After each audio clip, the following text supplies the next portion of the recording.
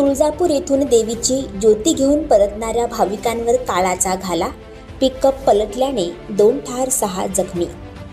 तुळजापूर नवरात्र उत्सवानिमित्ताने सार्वजनिक मंडळाच्या घटस्थापनेसाठी तुळजापूरहून मंगळवेढा तालुक्यातील गोनेवाडीकडे देवीच्या ज्योत घेऊन परतणाऱ्या भाविकांवर काळाने घाला घातला.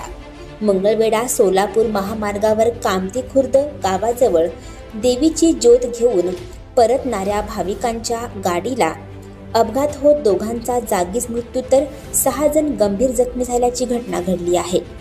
ऐन घटस्थापनेच्या दिवशी ही घटना घडल्याने गोनेवाडी गावावर शोककळा पसरली आहे. याबाबत मिळालेल्या माहितीनुसार आजपासून नवरात्र उत्सवाला प्रारंभ झाला आहे.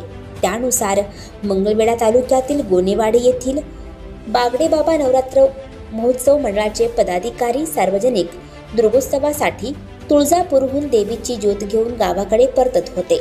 दरम्यान वाटेत नागपूर रत्नागिरी राष्ट्रीय महामार्गावर कामती खुर्द गावाजवळ आज सकाळी 6:30 सुमारास ज्योत घेऊन परतत असलेली भाविकांची भरधाव पिकअप पलटली.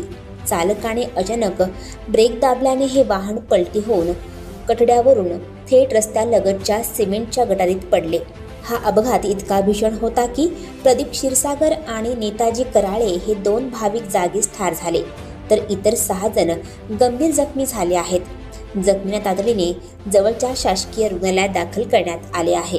घटनेची माहिती मिळताच कामती पोलिसांनी घटनास्थळी धाव घेत पंचनामा केला, तर पोलिसांसह स्थानिक नागरिकांनी मदतकार्य करत जखमींना रुग्णालयात रवाना केले.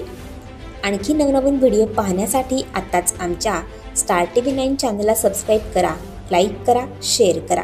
Bureau report, star TV 9, Tuljapur.